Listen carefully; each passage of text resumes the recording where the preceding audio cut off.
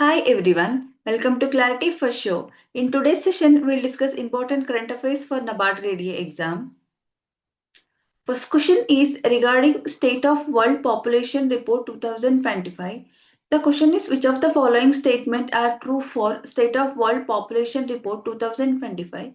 The answer is Statement 2 and Statement 3 are correct, whereas Statement 1 is wrong because it is released by UNFPA. State of World Population Report 2025, it is released by UNFPA, according to which the estimated population of India is 146.39 crore by April 2025. And now India has become the world most populous nation, overtaking China. And India's population expected to reach peak at 170 crore in the next 40 years, and total fertility rate declined to 1.9, below the replacement level of 2.1.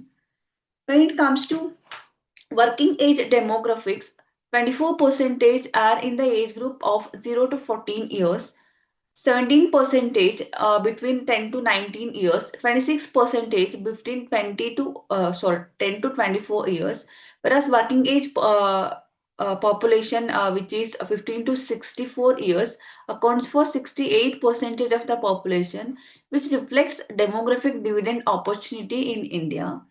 And 7% of total populations are aged 65 plus. Life expectancy at birth is 71 years for men, 74 years for women. Next question is, in the union budget, the government has announced the continued procurement of which of the following pulse crop under price support system up to 100% of the production of the respective state for the additional 4 years up to 2028-29. The answer for this question is option A. It is for the three pulse crops which are tur, urad and masoor.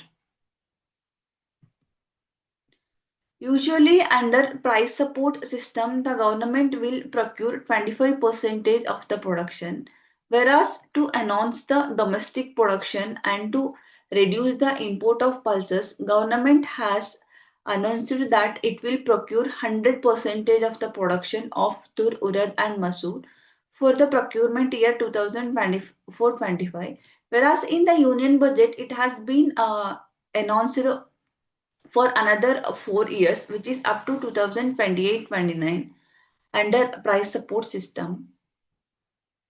Price support system is one of the component under PM-ASHA. The full form is Pradhan Mantri Annadat Aay Sanrakshana Abhiyan. It was launched in the year 2018.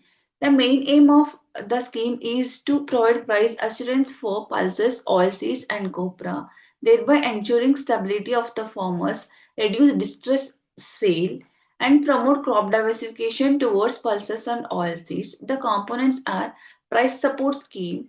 Under the scheme, the government will procure 25% of the national production of pulses, oilseeds, and copra at MSP through NAFED and NCCF.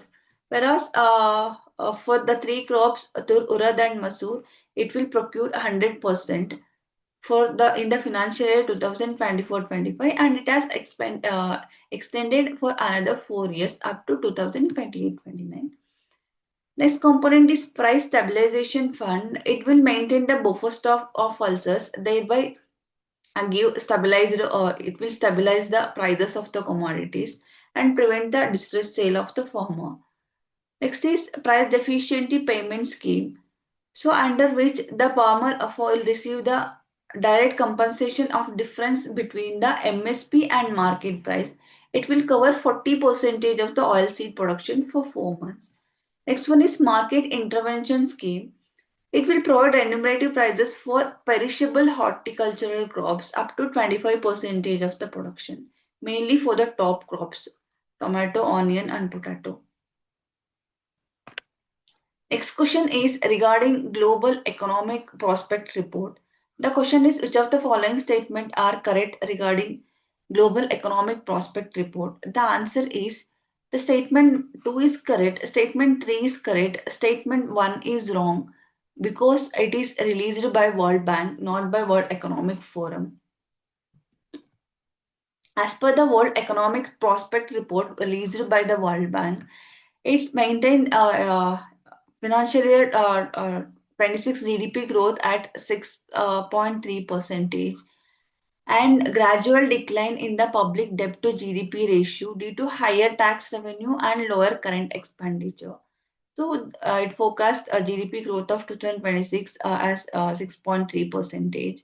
And despite global uncertainties, India maintained the fastest growth among large global economies, and it moderates the average annual growth at 6.6 percentage.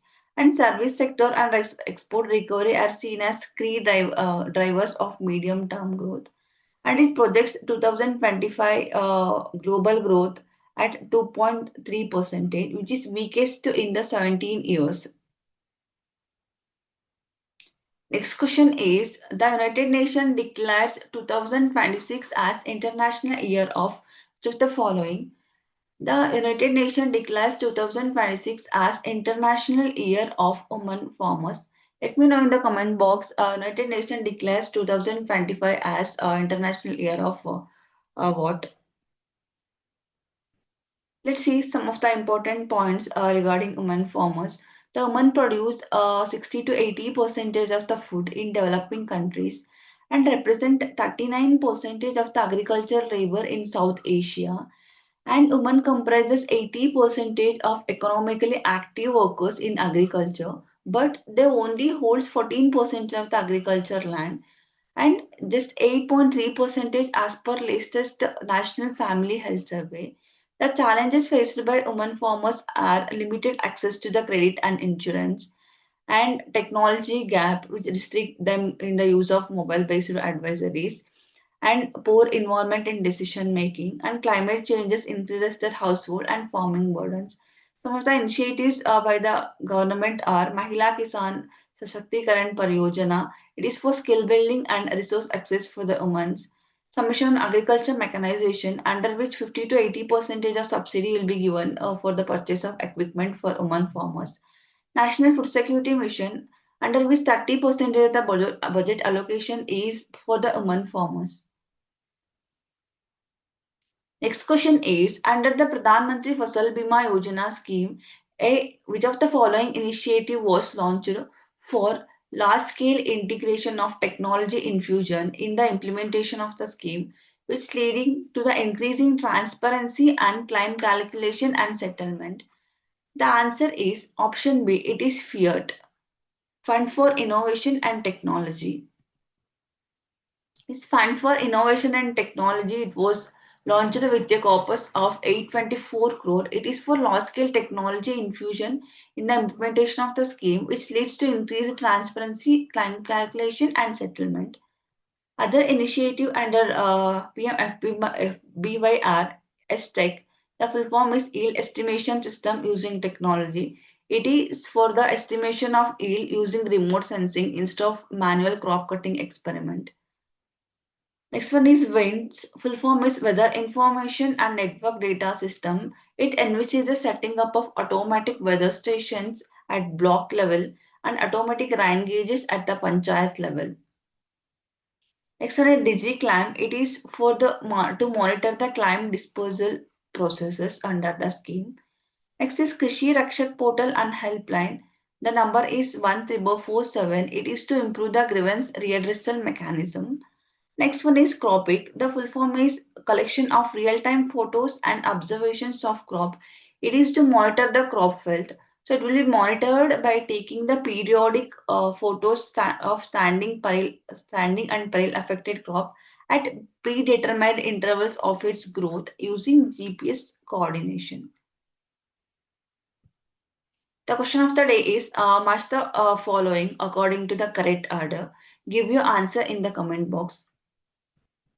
This for today's session. I hope you enjoyed the session. This session will help you to keep update regarding current affairs and also help you to revise the static portion. So keep on watching our upcoming videos. Thank you so much.